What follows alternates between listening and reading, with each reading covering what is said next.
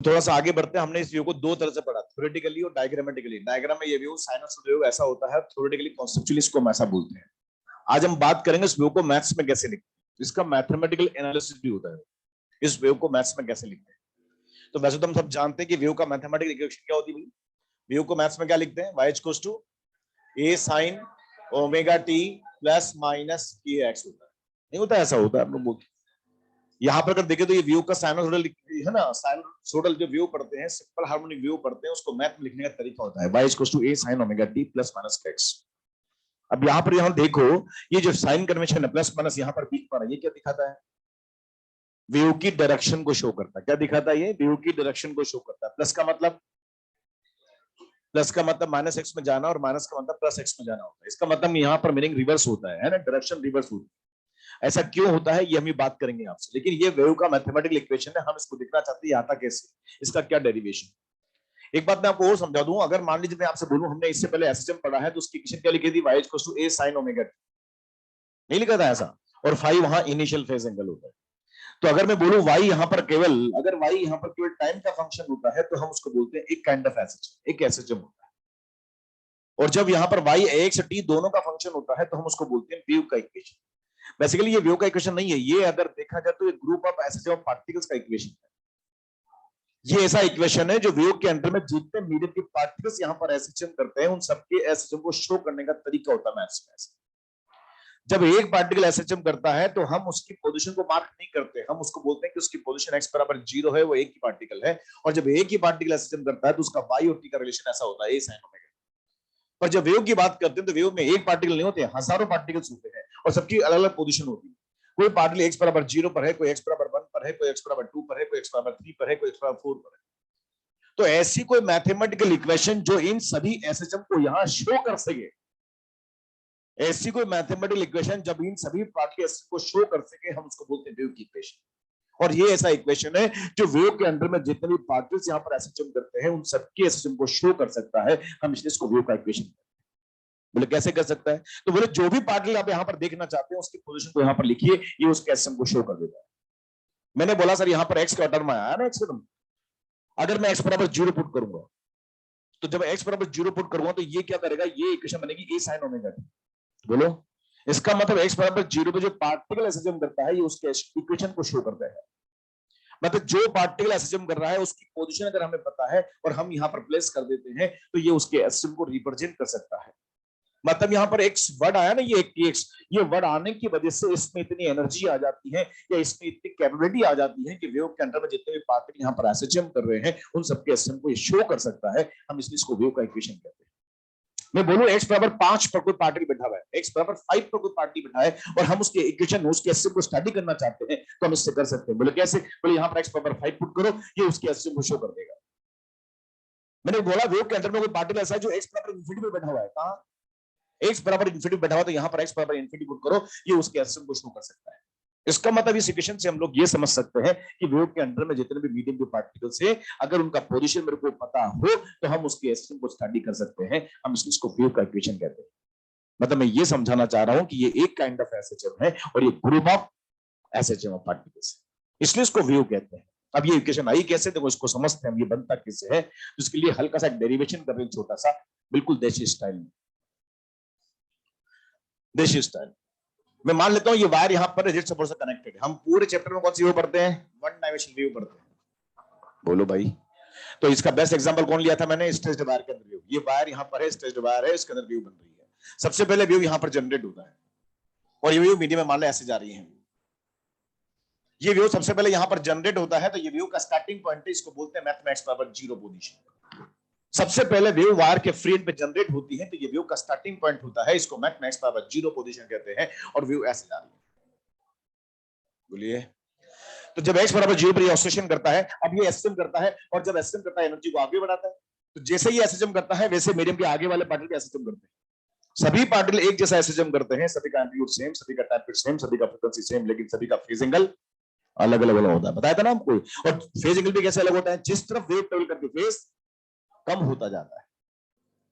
यहां पर wave generate होती है और वेव ऐसे जा रही, तो x बराबर 0 के रेस्पेक्ट में राइट में वो जा रही, तो मान लेते हैं वेव पॉजिटिव x में जा रही है। किधर जा रही है, हम जानते हैं ना x बराबर 0 अगर रेफरेंस है तो उसके राइट में क्या होगा, पॉजिटिव डायरेक्शन, इधर क्या होगा नेगेटिव डायरेक्शन। सबसे पहले यहाँ पर ये पार्टिकल जो है इसके एनर्जी गेन करता है और एसएचएम करता है। अगर मैं इसकी इक्वेशन को लिखूं एसएचएम की तो मैं बोल सकता हूँ y equals to a sin omega. बोले y क्यों लिखा, बोले y इसलिए लिखा ये पार्टिकल y एक्सिस की तरफ घूम रहा है तो उसका एसएचएम y एक्सिस से लिखा जाता है, y इक्वेशन से लिखते हैं, y से लिखते हैं। यहां पर पार्टिकल ऑब्सेशन करता है वर्टिकली और एनर्जी जा रही है हॉरिजॉन्टली, तो वेव का कैसा ट्रांसवर्स है, तो मैं इस y को लिख रहा हूं, इसका एसएचएम y से दिखाया जा रहा है, ये इसका एम्पलीट्यूड है और ये ओमेगा टी इसका फेज एंगल है टी टाइम। मान लेते हैं इसका कोई इनिशियल फेज एंगल नहीं है, ये मोशन मीन से स्टार्ट करता है, पहला पार्टिकल है x बराबर 0 पर है तो इसका एसएचएम इक्वेशन क्या होगा a sin ओमेगा। बताओ इसमें x का वैल्यू क्यों नहीं आया, क्योंकि x का वैल्यू 0 है। सबसे पहले एनर्जी गेन करता है और एसएचएम करता है। अब ये जो एसएचएम कर रहा है वही मीडियम के आगे वाले पार्टिकल करेंगे, बिल्कुल वैसा ही करेंगे जैसा ये कर रहा है, बस फर्क इतना सा है कि वो बाद में एनर्जी गेन करेंगे तो एसएचएम बाद में स्टार्ट होगा, तो उसका फेज एंगल इसके कंपेयर में क्या होगा, कम होगा ना। अब ऐसे आगे मीडियम बहुत सारे पार्टिकल इनफाइनाइट पार्टिकल है, मैं सबकी बात तो नहीं कर सकता, तो मैं कोई भी एक पार्टिकल मान लेता हूं पार्टिकल पी, इसके बारे में बात कर लेता हूं, जो इसके बारे में बात होगी वो सबके लिए कॉमन बात होगी। तो मैं मान लेता हूं पार्टिकल पी यहां पर है जो रेफरेंस से x डिस्टेंस पर लाइट करता है और ये पार्टिकल कुछ देर बाद एनर्जी गेन करता है, एसएचएम करता है और बिल्कुल वैसा ही करता है जैसे ये करता है, बस फर्क इतना सा है कि बाद में एनर्जी गेन करता है, इसका एसएचएम बाद में स्टार्ट होता है, उसका फेज एंगल इसके कंपेयर में थोड़ा सा क्या होता है, कम होता है। कम कितना होता है ये देखना चाहते हैं, बताइए दोनों के बीच सेपरेशन कितना है x। हम लोगों ने लास्ट टाइम पढ़ा था कि अगर दो पार्टिकल एक दूसरे से लैम्डा डिस्टेंस पर होते हैं, अगर दो पार्टिकल एक दूसरे से लैम्डा डिस्टेंस होते हैं तो बताओ फेज डिफरेंस के बीच में कितना होता है, नहीं पता था फेज डिफरेंस डेल्टा थीटा यहां पर कितना होता है 2 का। बताया था दो पार्टिकल जब एक दूसरे से लैम्डा डिस्टेंस पर होते हैं तो दोनों के बीच में एक साइकिल का डिफरेंस होता है, ये दूसरा साइकिल स्टार्ट करता है और ये पहला करता है। बताया था आपको दोनों के बीच में 2 पाई का फेज डिफरेंस होता है, लैम्डा डिस्टेंस पर फेज डिफरेंस कितना होता है 2 पाई। तो बताइए यूनिट डिस्टेंस पर कितना होगा, यूनिट डिस्टेंस में अगर देखें तो यूनिटरी मेथड लगा रहे हैं हम लोग, तो डेल्टा थीटा यहां पर कितना होगा 2 पाई अपॉन लैम्डा। और जब लैम्डा डिस्टेंस यूनिट डिस्टेंस में कितना होगा 2 पाई अपॉन लैम्डा, तो बताइए इन दोनों का सेपरेशन कितना है x डिस्टेंस। तो इन x डिस्टेंस की बात करें तो बताइए फेज डिफरेंस यहां पर कितना होना चाहिए, डेल्टा थीटा यहां पर लिखना पड़ेगा, बोलो 2 pi upon lambda into x होगा और इसको बोलते हैं kx होगा। ये तो है लैम्डा में होता है 2 पाई, तो 1 में होता है 2 पाई अपॉन लैम्डा, इसलिए x में कितना होगा 2 pi upon lambda into x।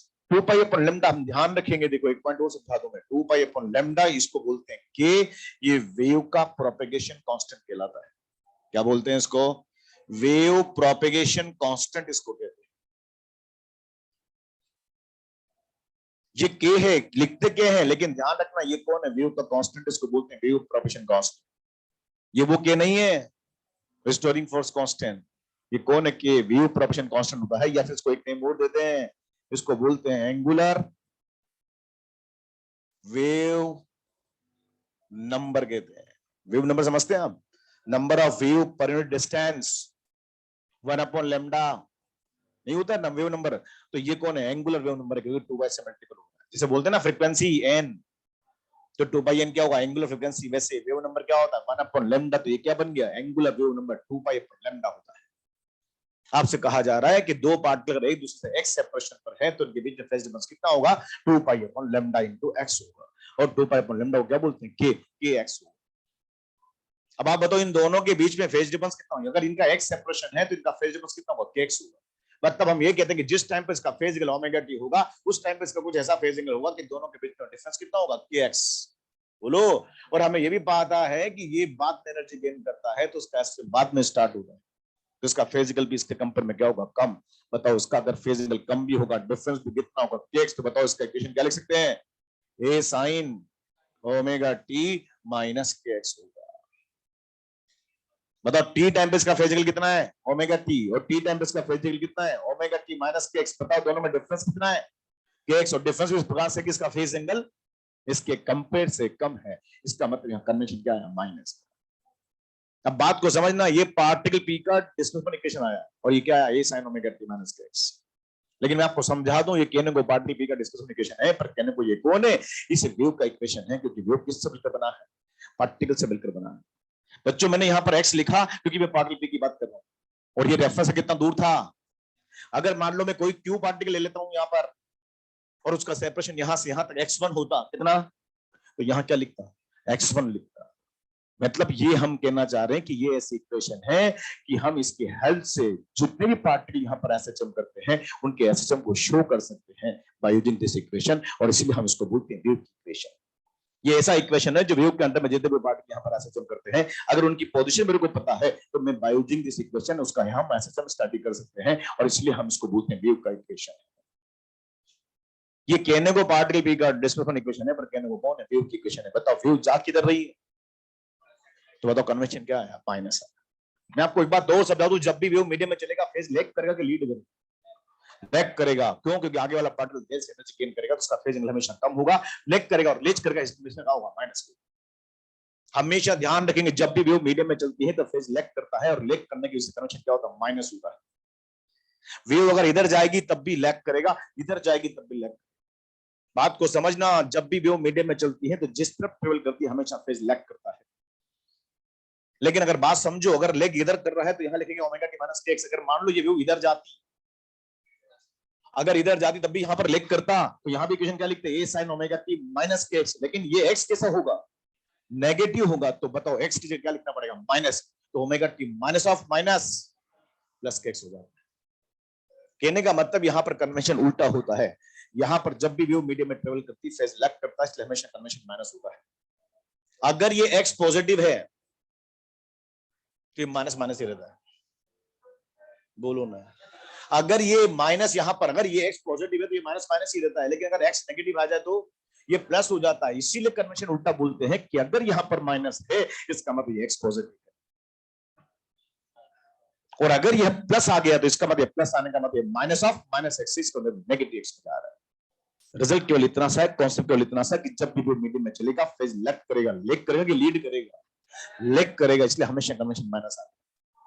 हम जब बुक्स को पढ़ते हैं, स्टडी करते हैं, तो वहां पर वेव का इक्वेशन केवल एक ही लिखता है, वो हमेशा वो वेव की इक्वेशन को ऐसा ही लिखता है, y equals to a sin omega t minus x।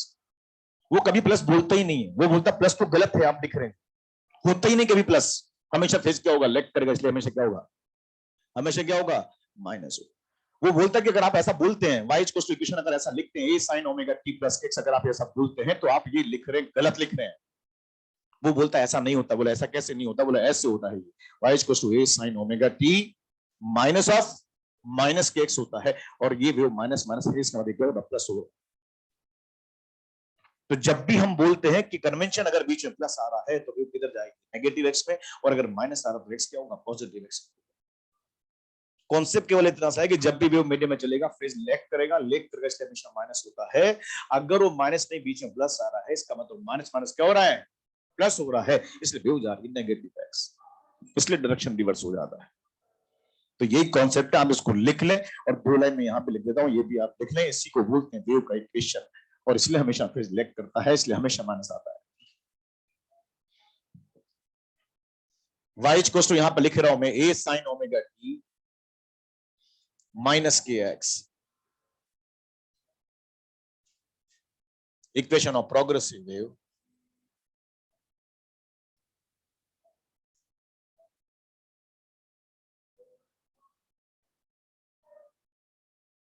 propagating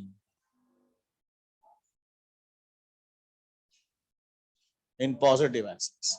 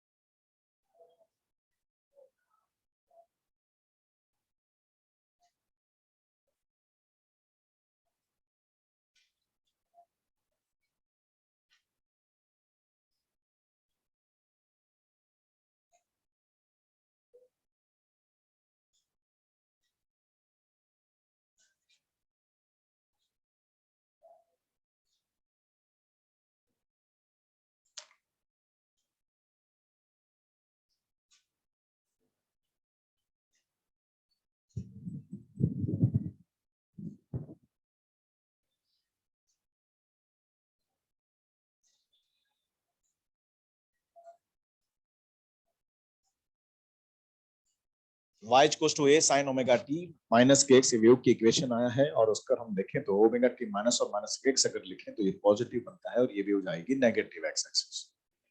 और इसीलिए जनरल इक्वेशन वेव की अगर हम लिखें तो होगा y equals to a sin omega t plus minus k x. Plus का मतलब होगा माइनस में जाना और माइनस का मतलब प्लस में, मीनिंग रिवर्स होता है।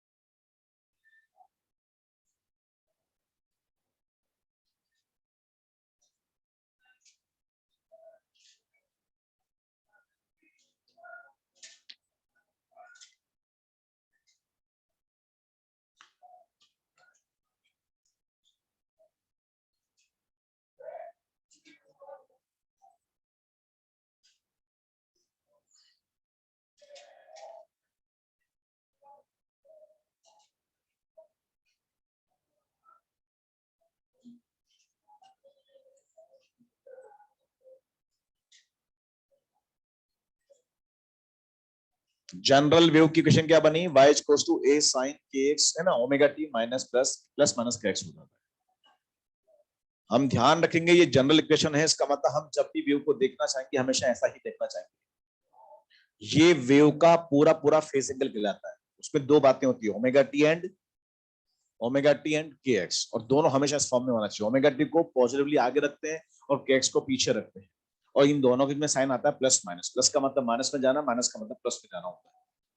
ओमेगा आप जानते हैं 2 पाई/टी होता है, और के का वैल्यू 2 पाई/लैम्डा होता है।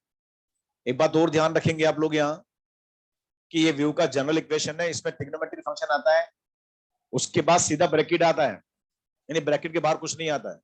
और अगर सब कुछ ब्रैकेट के अंदर है तो टाइम का जो कोएफिशिएंट होता है उसको ओमेगा कहते हैं, और एक्स का कोएफिशिएंट के कहते हैं। तो कभी कभी एग्जाम में जब क्वेश्चन आता है तो इस इक्वेशन को ऐसे लिखता है वो, जैसे उसने क्वेश्चन दिया y इक्वल्स टू, यहाँ पे लिखता 5 और यहाँ पे लिखेगा साइन और यहाँ पे लिखेगा पाई/2 और ये बोलेगा 5t माइनस 4x, और आपसे पूछता बताओ इस पे k कितना है। तो बच्चों बात को ध्यान रखेंगे, ब्रैकेट के बाहर कुछ नहीं होना चाहिए। अगर कुछ बाहर पड़ा है तो पहले उसको अंदर मल्टीपल करेंगे। बोलो भाई, तो जो भी ब्रैकेट के बाहर पड़ा है उसको अंदर लिखेंगे, तो अंदर लिखेंगे तो क्या बनेगा, y इक्वल्स टू यहाँ पर लिखेगा 5 पाई यहाँ पर अपॉन 2 और t होगा minus 4 pi upon 2 into x होगा। और अंदर करने के बाद x का जो कोएफिशिएंट है उसको k कहते हैं, और टाइम का जो कोएफिशिएंट उसको ओमेगा कहते हैं। ब्रैकेट के बाहर अगर कुछ नहीं है तो जो भी टर्म यहाँ पर है वो सब यहाँ पर x और k कहलाते हैं। तो ध्यान रखिए, अगर बाहर पढ़ा है तो मल्टीपल करेंगे, फिर टाइम का कोएफिशिएंट ओमेगा कहलाएगा और एक्स का कोएफिशिएंट के कहलाता है। और उसमें एक और बात ध्यान रखिए, ओमेगा टी को हमेशा आगे रखेंगे और एक्स को हमेशा पीछे रखेंगे। ये इसका जनरल फॉर्म है, ये आपको क्वेश्चन करते समय ध्यान रखें। इसलिए मैंने लिखा है जनरल इक्वेशन हमारा वेव का ऐसा होता है, उसको हमेशा ऐसे ही देखना चाहिए। ठीक है, अब देखो मैंने क्वेश्चन दिया, ये हमारी एनसीईआरटी के क्वेश्चन है, y equals to a sin kx minus omega t, ये एक वेव की इक्वेशन। ध्यान रखेंगे जब y x t दोनों का फंक्शन होता है तो हम समझते हैं उसको वेव, और y अगर केवल टाइम का फंक्शन हो तो वो SHM। y अगर केवल टाइम का फंक्शन तो क्या बोलते हैं, SHM। लेकिन y अगर x t दोनों का फंक्शन तो ये कौन है, एस वेव होता है। तो डेफिनेटली ये तो वेव तो है, पर आपसे बोला जा रहा है कि इस वेव का डायरेक्शन ऑफ प्रोपगेशन क्या होगा, इस वेव का वाइब्रेशन ऑफ पार्टिकल का डायरेक्शन क्या होगा, और वेव की नेचर क्या होगा। तो पहले तो ये देखो कि ये वेव जो दे रखा, क्या जनरल फॉर्म में दे रखा मैं, ये अभी जनरल फॉर्म में नहीं है। तो पहले इसको सिंप्लीफाई करेंगे और इसको जनरल फॉर्म में कन्वर्ट करेंगे। कैसे करेंगे, बोले जनरल फॉर्म में क्या होता है, ओमेगा टी को पॉजिटिवली आगे रखना पड़ेगा। यहां पर अगर देखें तो कैक्स पहले लिखा हुआ है और ओमेगा टी बाद में लिखा हुआ है, तो पहले हमें ओमेगा टी को पॉजिटिवली आगे लाना पड़ेगा और कैक्स को पीछे ले जाना पड़ेगा, उसके बाद क्वेश्चन। ये जो इक्वेशन अभी दे रखी है जनरल फॉर्म में नहीं है, तो बताओ क्या करना चाहिए, बताइए। यहां पर माइनस कॉमन ले लेंगे, बोलो। तो y इक्वल्स टू यहाँ पर लिखना पड़ेगा a, और ये होगा साइन, मैंने माइनस कॉमन लिया और ये लिखा ओमेगा टी माइनस यहाँ पर के एक्स होगा, और ये इक्वेशन ऐसे। ओमेगा टी को पॉजिटिवली आगे लाना है, ऐसा नहीं है बोला आगे लाना तो उसको ऐसे भी कर सकते हैं माइनस ओमेगा टी प्लस के एक्स, पर ओमेगा टी तो माइनस आ गया ना, फिर तो हमें ओमेगा टी को पॉजिटिवली आगे लाना है, तो क्या करेंगे इस पूरे में से माइनस कॉमन ले। अब आप देखो साइन माइनस थीटा बन गया, ये पूरा थीटा ही तो है इसका, तो साइन माइनस थीटा क्या कहलाता है, माइनस साइन थीटा कहलाता है, और इसलिए इक्वेशन बनेगी y इक्वल टू यहां पर होगा माइनस, यहां पर होगा a, और ये बनेगा sine omega t minus k x होगा। ये इक्वेशन बदल कर ऐसी हो गई, क्या equation y equal to minus a sine omega t minus k x.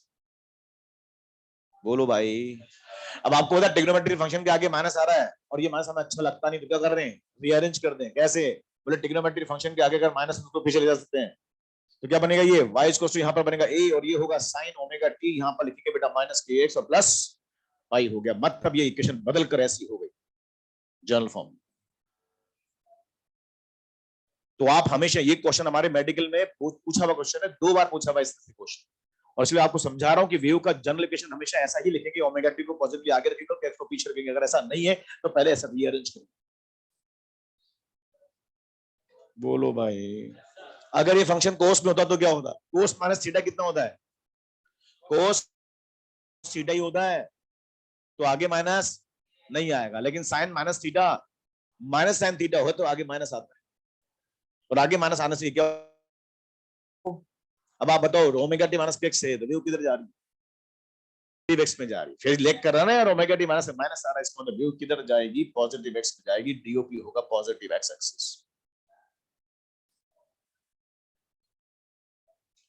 फिर एक बात और पूछी उसने, वीओपी क्या होगा, बच्चों वीओपी का मतलब होता है वाइब्रेशन ऑफ पार्टिकल्स, तो बताइए वहां पर हम लिख रहे हैं वाई, वाई कौन है, पार्टिकल का डिस्प्लेसमेंट है ना, तो हमें पता पार्टिकल वाई एक्सिस के लॉन्ग हिल रहा डुल रहा है, और इसीलिए हमने उसके डिस्प्लेसमेंट को वाई से लिखा है, तो जो भी वर्ड यहाँ पर आता है हम उसको बोलते हैं वाइब्रेशन ऑफ पार्टिकल का डायरेक्शन। वाई लिख रहा हूं इसका मतलब मैं समझूंगा पार्टिकल वाई एक्सिस के लॉन्ग हिल रहा डुल रहा है, वो वाइब्रेशन वाई एक्सिस के लॉन्ग कर रहा है, इसलिए मैंने उसका जो डिस्प्लेसमेंट है ना वाई से लिखा है। बोलो भाई, अब आप बताओ वीओपी है तो बताओ क्या लिखना चाहिए, वाई एक्सिस। अब वाई एक्सिस पॉजिटिव लिखे कि नेगेटिव लिखे, बोले sir no positive no negative, जब पार्टिकल वाइब्रेशन करता है तो ऊपर भी जाता है और नीचे भी जाता है, तो यहाँ पर जब भी बीओपी की डायरेक्शन लिखेंगे तो केवल एक्सिस लिखेंगे, नो प्लस नो माइनस कुछ नहीं लिखना, केवल वाई एक्सिस। अबे वाइब्रेशन तो ऊपर नीचे भी तो होता है ना, तो हमें यहाँ पर एक ही कनेक्शन लिखना। तो बताओ डीओपी तो क्या हो गया, एक्स एक्सिस पॉजिटिव में, और वीओपी क्या हो गया वाई एक्सिस, डीओपी डीओपी दोनों परपेंडिकुलर है, तो वेव का नेचर कैसा होगा, ये नेचर यहाँ पर क्या होगा, ट्रांसवर्स। अभी हम क्वेश्चन नहीं कर रहे हैं, अभी तो हम कॉन्सेप्ट समझने कि मेरी वेव की इक्वेशन ऐसी होती है, और हम इसका जनरल फॉर्म ऐसा देखना चाहेंगे। जनरल फॉर्म ऐसा देखने के लिए क्या बोले, जिससे कि क्वेश्चन बना लेता है, तो ध्यान रखें इसको अरेंज करते हैं फिर सोल्व करते हैं।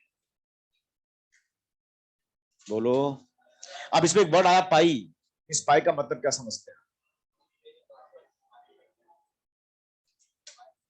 बोले सर ये पाई यहाँ पर जो है ये वेव का इनिशियल फेज एंगल होता है, जैसे वहां पर होता था ना a sine omega t plus phi, नहीं था फाई, वो ऐसा एंगल था जो टाइम से डिपेंड नहीं करता था, तो यहाँ पर ध्यान से देखो ये पाई एंगल भी तो टाइम पर डिपेंड नहीं करता, एक्स पर डिपेंड नहीं करता, इसका मतलब कौन है, फेज कांस्टेंट है ये, और ये फेज कांस्टेंट क्या है, इनिशियल फेज एंगल कहलाता है ये। जैसे वहां पर एसएचएम का पार्टिकल का इनिशियल फेज एंगल होता था, वैसे ये कौन है, वेव का इनिशियल फेज एंगल है। ध्यान रखेंगे वेव के फेज एंगल में 3 बातें होती है, एक तो ओमेगा टी होता है, के एक्स होता है, ये तो होंगे मेन फेज एंगल। अरे यार, वेव के फेज एंगल में 2 बातें तो बड़ी इंपॉर्टेंट है, ओमेगा टी के एक्स तो होंगे, उसके बाद जो एंगल यहाँ पर बचा है वो कौन है, इनिशियल फेज एंगल होता है, क्या बोलते हैं इसको, initial phase angle of wave बोलते हैं, या फिर यूं बोलते हैं t equals to 0 x equals to 0 पर जो फेज एंगल होता है उसको बोलते हैं initial phase angle of wave. अरे आप बताओ t बराबर 0 हो जाए तो ये 0 हो गया, और x बराबर 0 हो जाए तो ये भी 0 हो गया, तो t बराबर 0 x बराबर 0 पर जो फेज एंगल बचता है वो कौन है, वेव का इनिशियल फेज एंगल। अब लिखिए इस पाई को, पाई का मतलब हम क्या समझेंगे, initial phase angle of wave.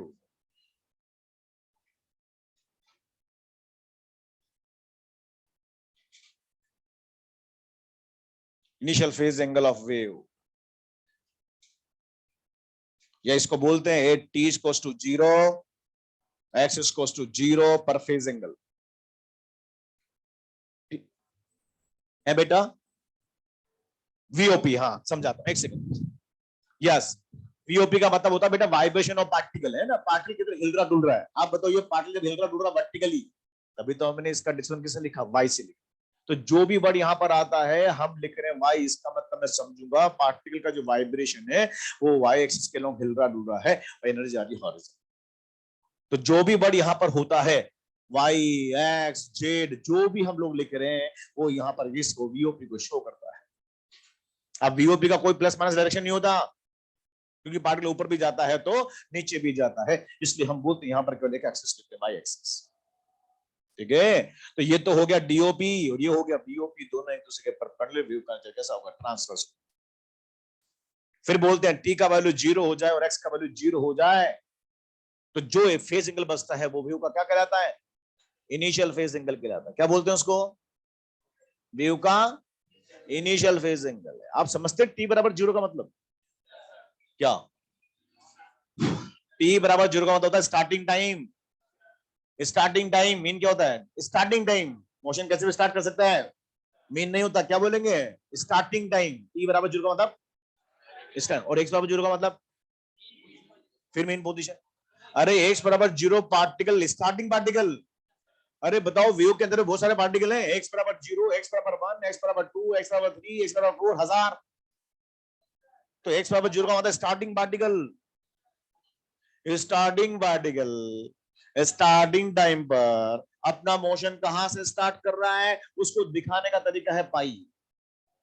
दोबारा सुनो, स्टार्टिंग पार्टिकल स्टार्टिंग टाइम पर अपना मोशन कहां से स्टार्ट कर रहा है उसको दिखाने का तरीका है पाई। वहां क्या मीनिंग था में इनिशियल फेज एंगल का, स्टार्टिंग टाइम पर पार्टिकल मोशन कहां से स्टार्ट कर रहा है, टी बराबर 0 मोशन कहां से स्टार्ट कर रहा है उसको दिखाने का तरीका था इनिशियल फेज एंगल। वहां तो एक ही पार्टिकल था ना यार, तो वहां टी बराबर 0 पर मोशन कहां से स्टार्ट कर रहा है वो पार्टिकल, उसको बोलते हैं पार्टिकल का इनिशियल फेज एंगल। बोलो, अगर वो मीन से मोशन स्टार्ट करे तो 0, बोलो, और एक्सट्रीम से स्टार्ट करे तो पाई बाय। लेकिन यहां प्रॉब्लम है, यहां दो होंगे टर्म, एक तो होता है स्टार्टिंग पार्टिकल और एक होता है starting time. Starting particle starting time पर अपना मोशन कहां से स्टार्ट कर रहा है उसको दिखाने का तरीका है पाई। अब बताओ, स्टार्टिंग पार्टिकल स्टार्टिंग टाइम पर अपना मोशन कहां से स्टार्ट कर रहा है, ये पाई है, इसका मतलब मोशन मीन से स्टार्ट कर रहा है लेकिन नेगेटिव एक्सट्रीम तरफ जा रहा है। समझे आप कुछ, ये है मीन पोजीशन। कौन है mean position, pi by 2, pi 3 pi by 2, 2 पाई। अरे अप एंड डाउन कर रहा है ना ऑसिलेशन, तो ये कौन मीन पोजीशन, ये कौन, एंगल कितना 0, 2 पाई। अब बताओ इसका इनिशियल फेज एंगल कितना, पाई। इसका मतलब स्टार्टिंग पार्टिकल स्टार्टिंग टाइम पर अपना मोशन मीन से नीचे स्टार्ट कर रहा है साला। मेरी भावनाओं को समझ रहे हैं आप। अब सुनना, ये आप बताओ, ये a sine omega t minus x plus में कितना है 0, इसका मतलब इसका इनिशियल फेज एंगल कितना है, इसका मतलब इसका स्टार्टिंग पार्टिकल स्टार्टिंग टाइम में अपना मोशन मीन से ऊपर स्टार्ट कर रहा है। दोनों में डिफरेंस समझ में आया आपको, ये दोनों ऐसी वेव हैं, ये दोनों ऐसी वेव हैं जिनमें पाई का फेज डिफरेंस है। यहाँ स्टार्टिंग पार्टिकल स्टार्टिंग टाइम पर अपना मोशन मीन से ऊपर स्टार्ट कर रहा है और यहाँ नीचे स्टार्ट कर रहा है, पर जा है ना साली, दोनों जा किधर रही है, पॉजिटिव एक्स में। वायर में व्यू बनाने का तरीका दो तरह से होता है। देखो वायर मेरे पास हाथ खींचा, अब झटका मैं ऐसे दूं तो व्यू ये बनेगी, ये बनेगी। वायर को खींचा झटका नीचे दूं वो बनेगी, पर दोनों जाएगी तो पॉजिटिव एक्स में। नहीं समझ में आया अभी भी, तो दोनों में पाई का फेज डिफरेंस है। इसका मतलब यहाँ पर स्टार्टिंग पार्टिकल कहां जा रहा है, ऊपर, और यहाँ कहां जा रहा है, नीचे। दोनों में पाई का फेज डिफरेंस है, दोनों जा किधर रही है, पॉजिटिव में। दोनों जा किधर रही है, पर एक तो ऐसे जा रही है और एक ऐसे जा रही है। खुला कुछ बोलो ना। अच्छा एक बात ये तो समझ आया आपको कैसे हम करते हैं, रीअरेंज फिर सोल्व कर लेंगे। नहीं तो हम एक ट्रिक बताते हैं आपको इसकी। वेव के फेज एंगल में दो वर्ड होते हैं, ओमेगा टी एंड के एक्स। मेन टर्म तो दो होते हैं, ओमेगा टी एन। अगर दोनों के साइन अपोजिट है, एक प्लस एक माइनस, कोई भी एक प्लस एक माइनस, तो वेव हमेशा पॉजिटिव में जाएगी। देख लो ना पॉजिटिव में जा रही, अगर ओमेगा टी और केक्स दोनों के साइन अपोजिट हैं तो वेव किधर जाएगी? पॉजिटिव। और ओमेगा टी और केक्स अगर दोनों के साइन सेम सेम है तो वेव जाएगी नेगेटिव एक्स में। आप देखो ये भी प्लस है और ये भी प्लस है, दोनों के साइन सेम सेम है, वेव जाएगी नेगेटिव एक्स। ये पूरा लिखिए और नीचे नोट डाल लें, आप ध्यान रखेंगे।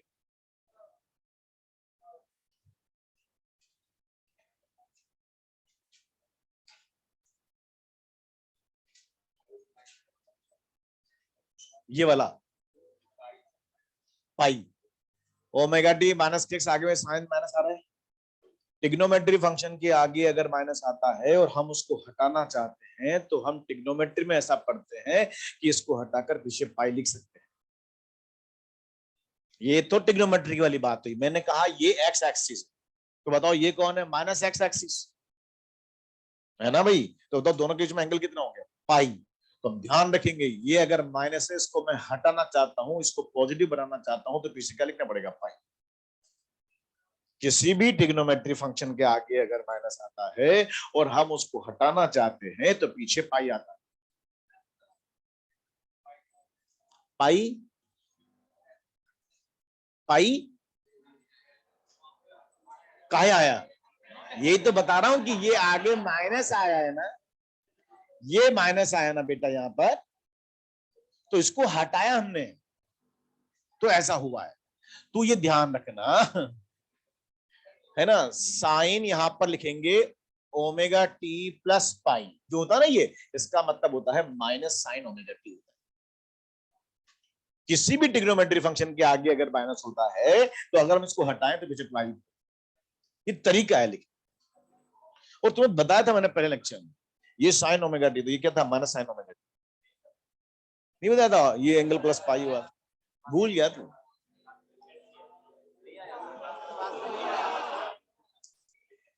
If omega t and kx both are of, लिखो, if omega t and kx both are of opposite sign, if omega t and kx both are of opposite sign, then wave is propagating in,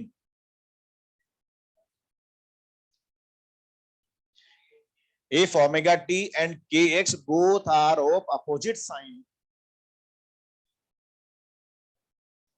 then wave is propagating in, then wave is propagating in positive x-axis, positive x-axis, otherwise in negative x-axis। याद आ जाएगा। Wave के phase angle में दो main term होती है, omega T and, अगर दोनों के साइन अपोजिट है तो वेव किधर जाएगी? पॉजिटिव में। और अगर दोनों के साइन सेम है तो, जैसे मान लीजिए मैंने क्वेश्चन दिया, जेड इक्वल्स टू, मैंने लिखा ए साइन माइनस ओमेगा टी,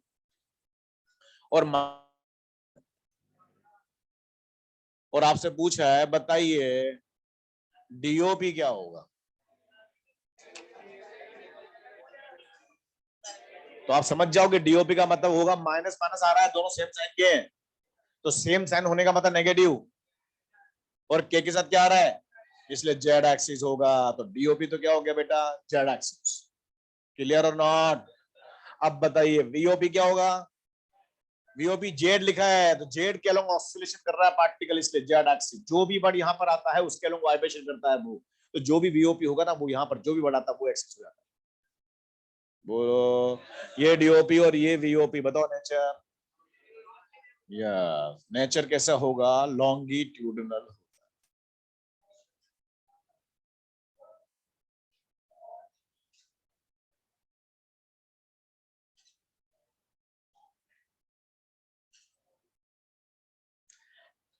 हम क्या पढ़ रहे हैं?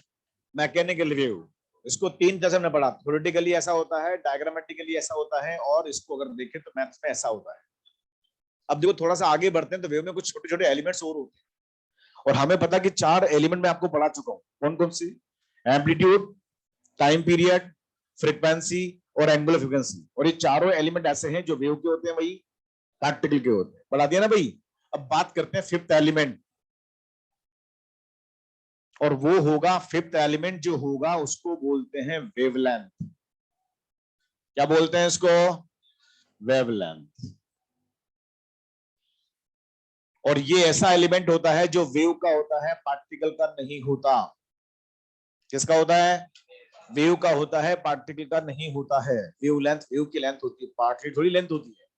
तो ये पैरामीटर ऐसा है जो केवल वेव का होगा, पार्टिकल का नहीं होगा। रेडी सब लोग? अब इसमें एक नहीं, दो नहीं, उसकी पूरी 5 डेफिनेशन होती है। और एक भी नहीं लिखाऊंगा मैं, क्योंकि ये ऐसा टर्म है जो बचपन से पढ़ते आ रहे हैं हम लोग। ठीक है, तो बात को सुनना ध्यान से। इसकी 5 डेफिनेशन बोल रहा हूं मैं, और सब आपको वर्बली ध्यान रखना। पहला, length of one wave is equal to wavelength. सब जानते हैं यार, उसमें क्या लिखाना है बताओ आप? बताया था ना मैंने आपको, length of one wave is equal to wavelength. एक वेव की जो लेंथ होती है उसको क्या बोलते हैं? वेवलेंथ कहते हैं। यस और नो? दूसरा definition, minimum distance between those particles which vibrate in same phase. बता था मैंने आपको, दो पार्टिकल अगर एक दूसरे से लैम्डा डिस्टेंस होते हैं तो सेम फेज में ऑसिलेशन कर रहे होते हैं, बोला था ना। तो minimum distance between those particles which vibrate in is called as wavelength. सही है? तीसरा डेफिनेशन सुनना, distance travel by wave, distance travel by wave in one time period. बताओ एक टाइम पीरियड में वेव कितना चलेगा? लैम्डा। अरे एक टाइम पीरियड में वेव कितनी बन गई थी? एक लैम्डा। एक बन गया था ना, वो बनाते मैंने आपको डायग्राम में। टी टाइम में एक लैम्डा जनरेट हो जाता है। तो बताओ टी टाइम में डिस्टेंस कितना चलेगा? लैम्डा। कितनी डेफिनेशन हो गई? 3। Fourth, distance between two conjugative crash और ट्रफ्स। क्रैश टू क्रैश क्या होता है? लैम्डा। ट्रफ टू ट्रफ भी क्या होता है? लैम्डा। और fifth, distance between two conjugative compressions और rarefactions. Compression to compression, rarefaction to rarefaction, compression to rarefaction, lambda by 2, rarefaction to compression. बोलो। Crest to trough, trough to crest, crest to crest, trough to trough. ध्यान रखिए, same same name में difference कितना होगा? Lambda. और opposite name में difference कितना होगा? Lambda by 2। ये 5 डेफिनेशन है जो हमें ध्यान रखनी है। और फिर भी कोई अगर ध्यान में लिखना चाहता है तो मैं एक डायग्राम से लिखा देता हूं आपको। ये सब देखो ध्यान से, ये व्यू का डायग्राम बनाया मैंने, वाई और एक्स में ग्राफ बनाया। सुनना ध्यान से, पहले समझ ले ग्राफ क्या बन रहा है। ये बन रहा है। अब आप बताओ, ये एक पॉजिटिव पल्स और एक नेगेटिव पल्स मिलाकर क्या बनती है? एक वेव बनता है। Yes no? बताओ एक वेव की लेंथ कितनी होती है? लैम्डा। बताओ इसमें फेज डिफरेंस कितना होता है? बताओ इसको बनने में टाइम कितना लगा? ये 3 डेफिनेशन हो गई। Length of one wave equals to wavelength, same phase में डिस्टेंस कितनी होगी? लैम्डा। एक टी में डिस्टेंस कितनी होगी? लैम्डा। 3 होगी ना डेफिनेशन, लेकिन की जरूरत ही नहीं साली। बोलो ना। और ये क्रैश टू क्रैश, लैम्डा। और ट्रफ टू ट्रफ, ये हो गया। बस बना लें इसको, इसको बोलते हैं लैम्डा।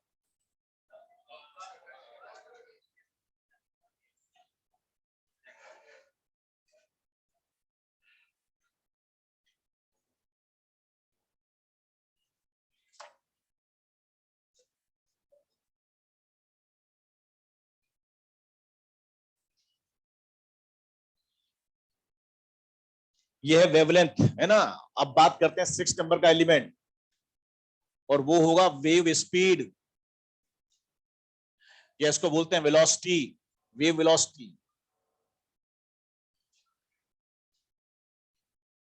और इसका मतलब होता है डिस्टेंस अपॉन टाइम का रेशियो।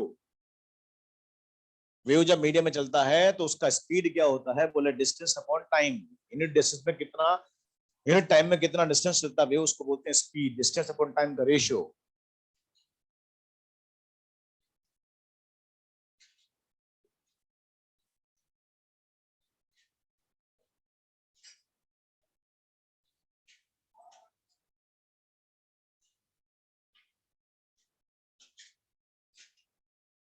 अब देखो, वेव की वेलोसिटी की बात करें चाहे वेव स्पीड की बात करें, बातें नहीं भी प्लीज, क्या हो रहा है?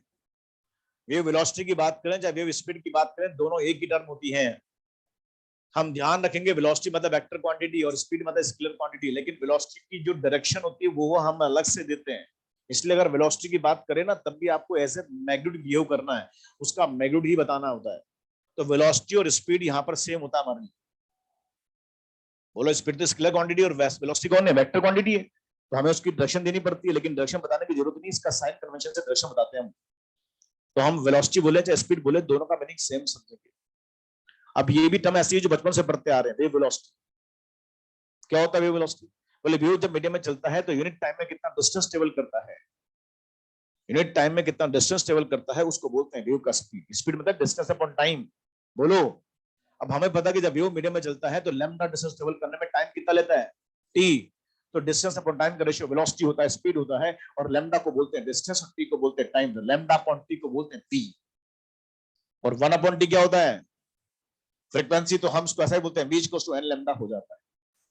कहने का मतलब वेव का वेलोसिटी का जो फार्मूला बना है लैम्डा अपॉन टी होता है, या इसको n लैम्डा भी कहते हैं। n कौन, वेव की फ्रीक्वेंसी होती है, और लैम्डा कौन है, वेव की वेवलेंथ होती है। दोनों को मल्टीपल करें तो वेव का स्पीड ऐसे आता है। लेकिन इसका एक फार्मूला और है, ओमेगा बाई के।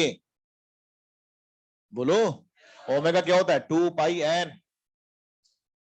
बोलो, ओमेगा क्या होता है, 2 पाई n, और k का मतलब 2 पाई अपॉन लैम्डा। दोनों का रेशियो बनाएंगे तो बताओ v इक्वल्स टू क्या बना, l लैम्डा।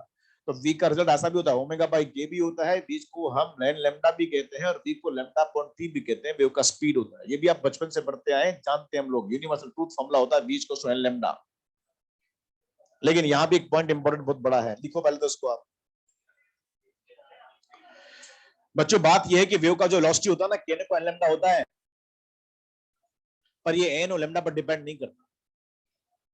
ये मैकेनिकल वेव का स्पीड है, ये कहने को n लैम्डा होता है, पर ये वेव का वेलोसिटी मीडियम पर डिपेंड करता है। मीडियम पे, मीडियम की जो प्रॉपर्टीज होती हैं, इलास्टिसिटी, डेंसिटी, इनर्शिया पर डिपेंड करता है।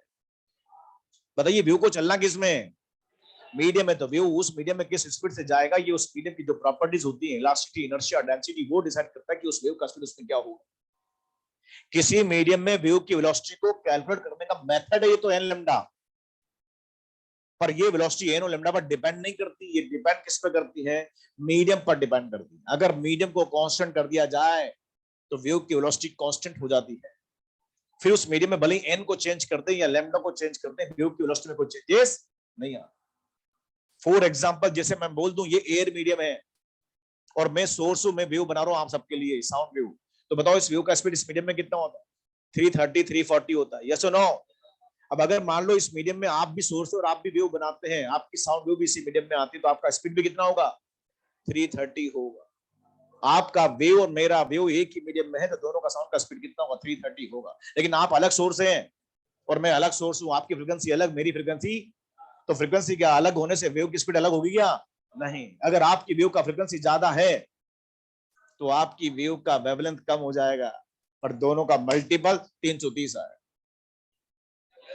पर अगर मेरी वेव का फ्रीक्वेंसी कम है तो मेरी वेव का वेवलेंथ ज्यादा होगा, पर दोनों का मल्टीपल कितना होगा, 330 होगा। रिजल्ट केवल इतना सा है कि वेव का वेलोसिटी कहने को n लैम्डा होता है, पर n और लैम्डा पर डिपेंड किस पे करता है, मीडियम पर करता है, मीडियम की प्रॉपर्टीज पर करता है, इलास्टिसिटी, डेंसिटी, इनर्शिया पर डिपेंड करता है। बोलो, अगर मीडियम कांस्टेंट कर दिया जाए तो वेव का स्पीड क्या होगा, कांस्टेंट होता है। तो लिखिए, ये लिखने के बाद नोट लिखिए, note number 1, speed of mechanical wave is a medium dependent quantity.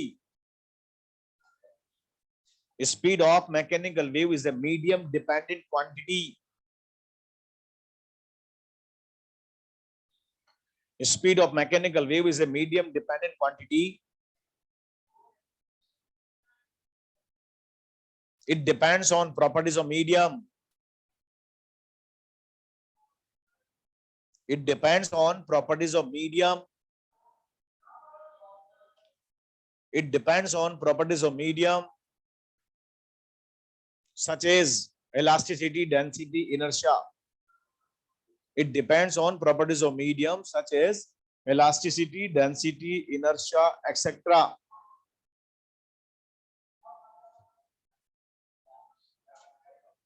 Elasticity, density, inertia, etc.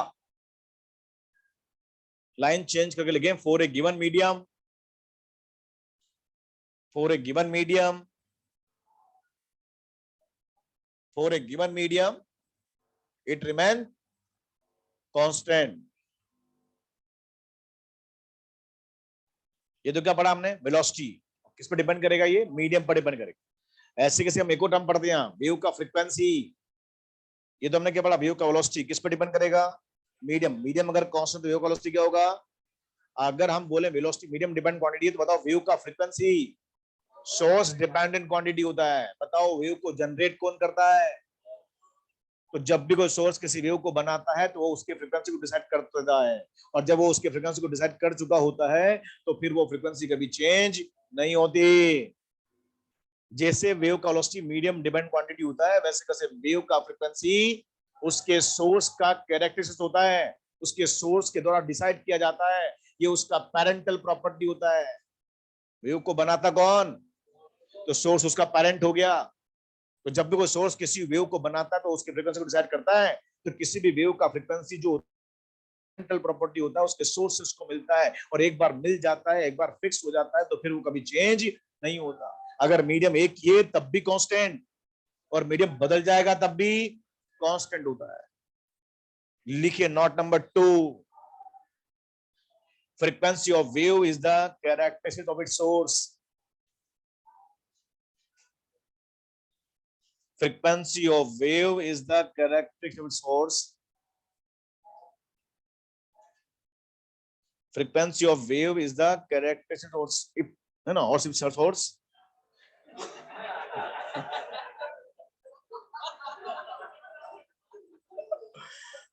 Frequency of, है ना, frequency of the characteristic of its source. निकल ही नहीं रहा वर्ड में क्या कर रहा है? It is decided by its source. आगे लिखो। Frequency of wave is the characteristics of its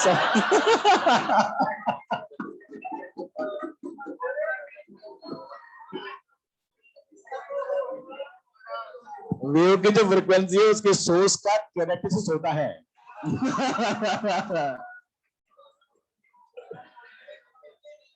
frequency of wave is the characteristics of its source. बोल दिया। It is decided by its source.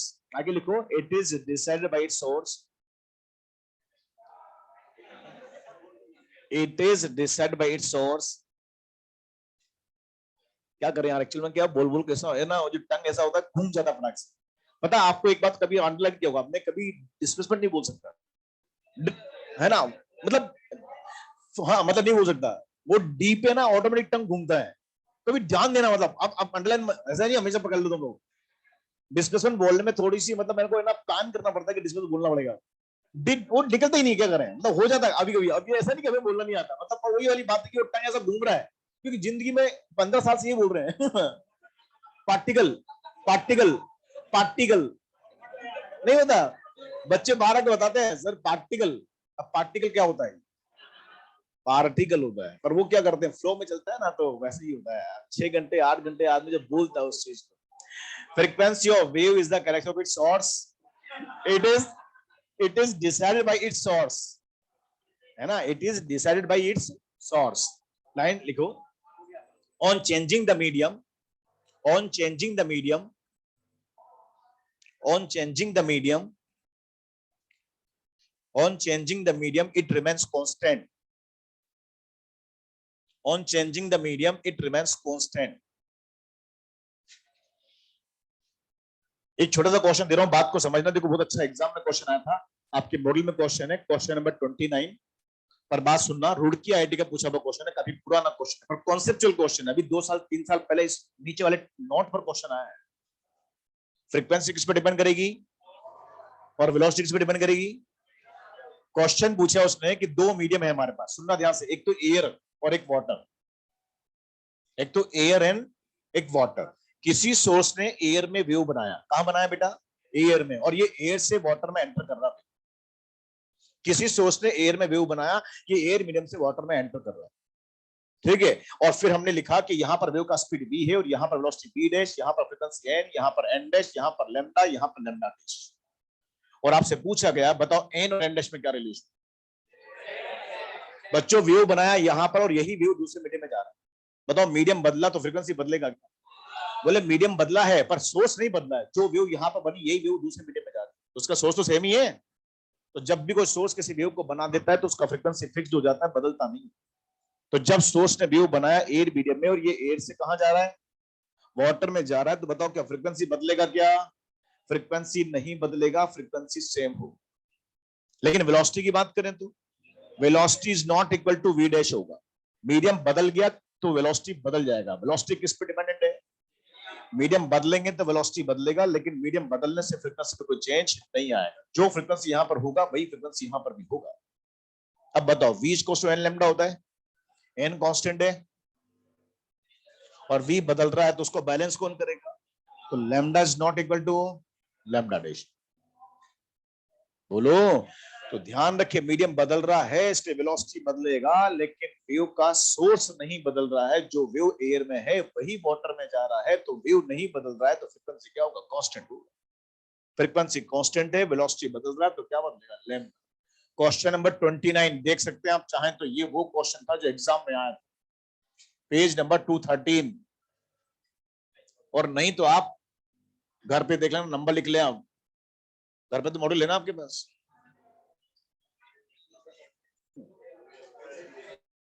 ये बात हुआ खा लिया। हम क्या पढ़ रहे हैं पता तो है ना आपको? वेव के एलिमेंट्स पढ़ रहे हैं हमने, 6 एलिमेंट पढ़ लिए, amplitude, time period, frequency, angular frequency, wavelength और वेलोसिटी। अब एक पैरामीटर और पढ़ते हैं, that is called as particle velocity. अभी तो हमने क्या पढ़ा था? अब बात करते हैं पार्टिकल वेलोसिटी की। बताइए, पहले तो ये बताओ, पार्टिकल वेलोसिटी पढ़ना पड़ेगा क्या? बताओ, वेव का एम्पलीट्यूड इसको जो पार्टिकल का एम्पलीट्यूड, वेव की फ्रीक्वेंसी इसको जो पार्टिकल की फ्रीक्वेंसी, तो फिर वेव का वेलोसिटी इसको जो पार्टिकल वेलोसिटी। बोलो, ऐसा है क्या? तो ऐसा नहीं है। वेव की velocity for a given medium constant होती है, और पार्टिकल वेलोसिटी तो हर मोमेंट वेरी करता है, ये अलग पैरामीटर है। बताओ, वेव के अंडर में पार्टिकल क्या करता है? क्या करता है बेटा? और ऐसे जब हम पढ़ चुके हैं, वेलोसिटी हमेशा बदलती रहती है, तो ये तो वेरिएबल पैरामीटर हो गया, और ये for a given medium parameter constant हो गया। तो वेव वेलोसिटी और पार्टिकल वेलोसिटी दोनों अलग अलग टर्म्स होती है। Wave velocity for a given medium क्या रहता है? कांस्टेंट। लेकिन वेलोसिटी ऑफ पार्टिकल हमेशा वेरिएबल होती, तो हम इसको फाइंड करना चाहते हैं, ये भी पढ़ना चाहते हैं। बताओ, इसको जब बोलते हैं ये वेरिएबल होती है, हमेशा वेरी करती है, तो उसको फाइंड कैसे करेंगे? कैसे फाइंड करते हैं इसको? बोले, इसको फाइंड करते हैं डिफरेंशिएशन से। पार्टिकल का यहाँ पर क्या लिखेंगे? डिस्प्लेसमेंट लिखेंगे, और उसका टाइम साथ क्या करते हैं? डिफरेंशिएशन। तो क्या मिलेगा? Velocity of particle. पढ़ाया था ना सिस्टम में? तो यहाँ पर आप बात करें, सबसे पहले पार्टिकल का होगा डिस्प्लेसमेंट, और ये लिखेंगे y। बताओ इक्वेशन क्या बनेगी? y इक्वल्स टू यहाँ पर लिखेंगे a साइन यहाँ पर होना चाहिए omega t plus minus k x. आपको पता ये कहने को वेव की इक्वेशन है, पर कहने को ये कौन है? वेव के अंडर में जो पार्टिकल स्टेप करता है, ये उसका डिस्प्लेसमेंट इक्वेशन भी है। बताओ, वेव किस मिलकर बना है? तो ये कहने को कौन है? वेव की इक्वेशन भी है, और कहने को वेव के अंडर में जो पार्टिकल स्टेप करता है, ये उसका डिस्प्लेसमेंट इक्वेशन भी कहलाता है। कैसे? देखो सुनो, अगर मैं इस एक्स को रोक दूं, एक्स को स्टॉप कर दें, एक्स को कांस्टेंट कर दें, तो ये एक पार्टिकल का एसएचएम है। और एक्स को अगर ना रोके तो बहुत सारे एक्स एक साथ दिखाई दे रहे हैं, इसका मतलब वेव होगा। मेरी बात समझ में आ रही है आपको? अगर एक्स को रोक दें तो ये एक काइंड ऑफ एसएचएम, और एक्स को अगर ना रोके तो ये कौन है? एक वेव है। तो मैं यहाँ पर बोलता हूँ, ये पार्टिकल का मैंने क्या लिखा? डिस्प्लेसमेंट। इसका मतलब मैं एक्स को क्या मानूंगा? कांस्टेंट, और इसको कांस्टेंट मान के इसका करूंगा डिफरेंशिएशन, तो क्या मिलेगा मेरे को? Velocity of particle. तो बताइए, वेलोसिटी ऑफ पार्टिकल कितना आना चाहिए? बोलो। वीपी, इसको बोलेंगे del y by del t. बच्चों, इस वाई का हमें करना पड़ेगा पार्शियल डिफरेंशिएशन। नाम सुना आपने पार्शियल? क्या होता है ये? अगर कोई वेरिएबल दो वेरिएबल पर डिपेंड कर रहा है, और एक वेरिएबल को कांस्टेंट मानकर दूसरे के साथ डिफरेंशिएशन करते हैं, तो उसको बोलते हैं पार्शियल। बोलो भैया। तो मैं यहाँ किसको कांस्टेंट बोल रहा हूँ? इसको कांस्टेंट करके टाइम के साथ कर रहा हूँ डिफरेंशिएशन, तो बताओ उसको क्या बोलेंगे? Partial differentiation of y with respect to time, that is called as velocity of particle. Okay, बताओ क्या आएगा? ए साइन समथिंग का कोस समथिंग, और समथिंग का फिर करेंगे तो ओमेगा टी का ओमेगा, और केक्स का तो जीरो हो जाएगा ना, कांस्टेंट है। तो वेलोसिटी ऑफ पार्टिकल यहाँ पर टाइम डिपेंडेंट फॉर्मूला ऐसा होगा। अरे ऐसा ऐसे समय भी आया था यार, a omega cos omega t नहीं आया था क्या? बस यहाँ पर क्या, a omega cos omega t plus minus k x. Wave के अंडर में जो पार्टिकल सिस्टम करता है उसका वेलोसिटी का इक्वेशन होता है। टाइम दे दे, वेलोसिटी पूछे, वेलोसिटी दे, टाइम पूछे, ये फॉर्मूला यूज करते हैं। और हमें पता है कि वेलोसिटी टाइम पे डिपेंड करता है, तो बताओ ये पोजीशन पे डिपेंड करता है। इसका एक फॉर्मूला और पढ़ा था अपन ने, VP equals to position depend formula. तो लिखा ना मेरे को यहाँ पर, पहले लिखाओ पोजीशन में फॉर्मूला क्या आएगा, ओमेगा अंडर रूट ए इसका एम्पलीट्यूड है तो a square minus minus minus minus minus minus minus y square आएगा। यार भाई तो मैं कह रहा हूं वहां था एक्स, तो क्योंकि वहां पर पार्टिकल एक्स में ऑसिलेशन कर रहा था, यहां में कर रहा है वाई आएगा, इसका डिस्प्लेसमेंट वाई। अरे एक्स तो पोजीशन है उस पार्टिकल की, डिस्प्लेसमेंट कौन हुआ, वाई। तो क्या बनेगी question, omega under root a square minus y square. Question पूछूंगा अगला तेरे से। हाँ ये समझ आ गया। ये दो रिजल्ट बनते हैं, ये पोजीशन डिपेंडेंट फॉर्मूला है और ये टाइम डिपेंडेंट फॉर्मूला होता है। किसका, ये वेलोसिटी ऑफ पार्टिकल। रिजल्ट ये बना कि वेलोसिटी ऑफ पार्टिकल और वेलोसिटी ऑफ वेव दोनों अलग अलग टर्म है कि सेम ही टर्म है। ये तो फॉर ए गिवन मीडियम कह रहा था कांस्टेंट, और ये हमेशा वेरिएबल। बताओ वीपी मैक्सिमम का वैल्यू पढ़ा था ना अपन ने, ए ओमेगा होता है। लिखिए इसको,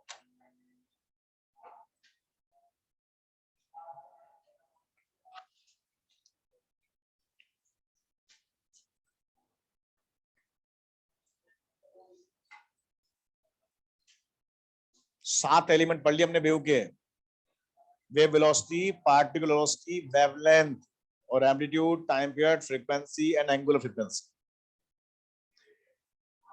एक क्वेश्चन भी लिखेंगे उसके बाद।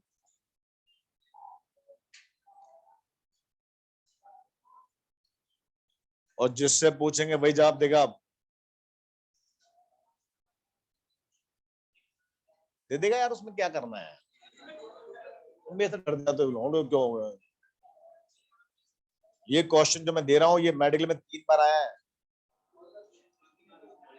इसलिए दे रहा हूं। और आपके मॉडल में कम से कम 2 बार तो आपके मॉडल में लिख रखा उसने उसने किसने लिखिए, in a progressive wave, in a progressive wave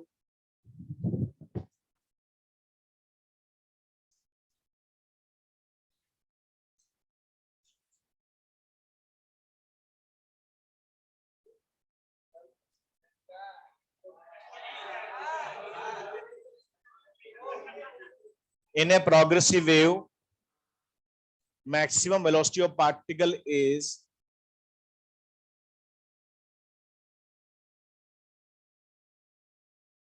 in a progressive wave maximum velocity of particle is 4 times of wave velocity.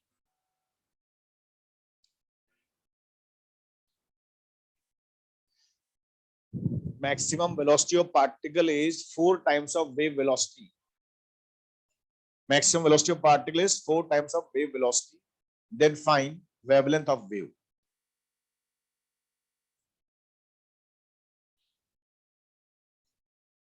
Then find wavelength of wave.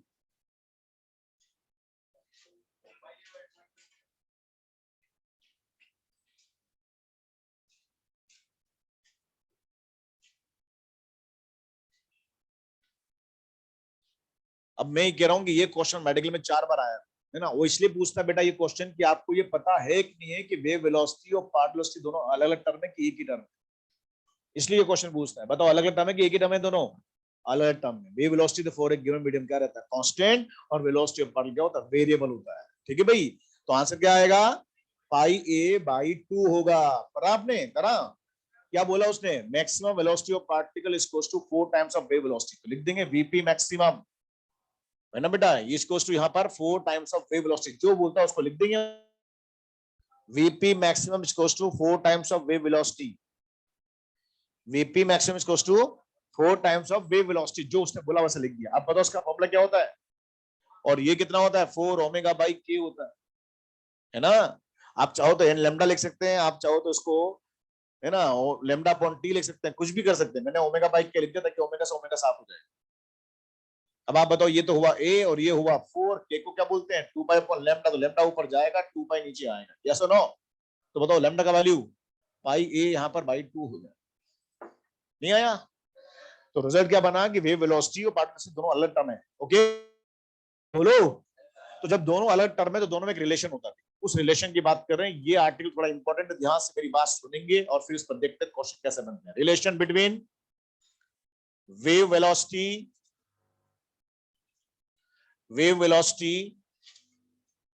And particle velocity.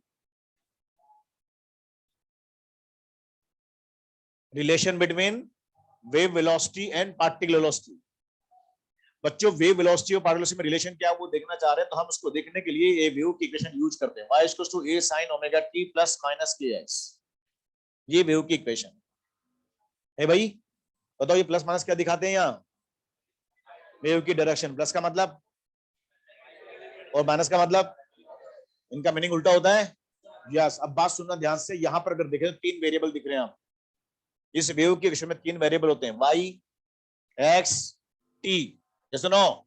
और ये वेरिएबल y जो है वो x t दोनों पर depend करता है ना, 3 वेरिएबल यहाँ। तो हम क्या करते हैं, इस y का दोनों वेरिएबल के रेस्पेक्ट में एक एक बार पार्शियल डिफरेंशिएशन करते हैं। एक बार तो करते हैं del y by del t, और एक बार करते हैं बेटा del y by del x। Okay, और करते कैसा, पार्शियल डिफरेंशिएशन। जब टाइम के रेस्पेक्ट में करेंगे तो x को क्या मानेंगे, कांस्टेंट, और जब x के रेस्पेक्ट में करेंगे तो टाइम को क्या मानेंगे, कांस्टेंट। ये क्या आएगा, a omega cos of omega t plus minus k x. सही लिखा है। अब हम करेंगे एक्स के रेस्पेक्ट में, तो बताओ क्या बनेगा, a cos omega t plus minus k x. और इसका फिर करेंगे किसके रेस्पेक्ट में, एक्स के रेस्पेक्ट में। तो क्या होगा कि एक्स का के बाहर आ जाए, ओमेगा टी का 0, बस ये प्लस माइनस के फॉर्म में बाहर आए। बताइए ओमेगा टी का तो ओमेगा बाहर आएगा, और ओमेगा टी हमेशा प्लस है इसलिए हमेशा प्लस आएगा। लेकिन के एक्स का के बाहर आएगा, लेकिन के आगे प्लस भी हो सकता है, और तो दोनों चिन्ह माने, दोनों साइड में बाहर लिखा। सही लिखा ये। हमने बोला यहाँ पर वेव की इक्वेशन है, y यहाँ पर है और y यहाँ पर 2 वेरिएबल पर डिपेंड करता है, तो दोनों के साथ हम एक एक बार पार्शियल डिफरेंशिएशन कर लेते हैं और ऐसा लिखते हैं। 2 इक्वेशन बन गई हमारे। अब हम क्या करते हैं, इन दोनों का रेशियो बनाते हैं। क्या बनाया है, तो 1 इक्वेशन डिवाइड बाय 2 इक्वेशन करते हैं। तो जब डिवाइड करते हैं तो बताइए एलएचएस में क्या आएगा, del y by del T upon del y by del x. देखो ध्यान से बोलो। और इधर जो आएगा वो क्या आएगा, कोस का टर्म कट जाएगा, और ए भी कट जाएगा। ऊपर क्या आएगा बेटा, नीचे क्या आएगा, ओमेगा बाई के प्लस माइनस। सब लोग बताओ ये कौन है, वेलोसिटी ऑफ पार्टिकल। तो ये तो हो गया वेलोसिटी ऑफ पार्टिकल, और ये हो गया del y by del x. और बताओ ये प्लस माइनस वेव की वेलोसिटी। देखो ना यार आपके सामने होगा। इसका मतलब हमें ये कह सकता हूं कि यहाँ पर वेलोसिटी ऑफ है, उसको बोल सकते हैं plus minus wave velocity into del y by del x होता है, और ये एक रिलेशन के बीच में आ गया। पेपर अपना ऑब्जेक्टिव है और ये उसके लिए बहुत इंपॉर्टेंट क्वेश्चन।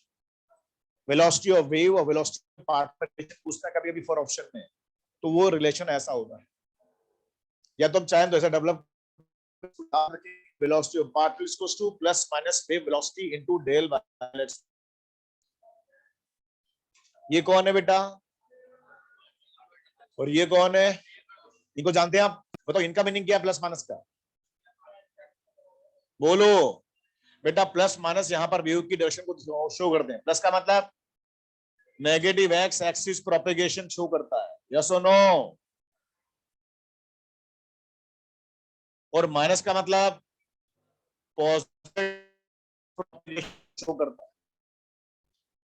अरे प्लस माइनस आया कहां से था, यहीं से तो बाहर आया था। ये क्या दिखाते डायरेक्शन को, प्लस का मतलब माइनस में जाना, माइनस का मतलब प्लस में जाना।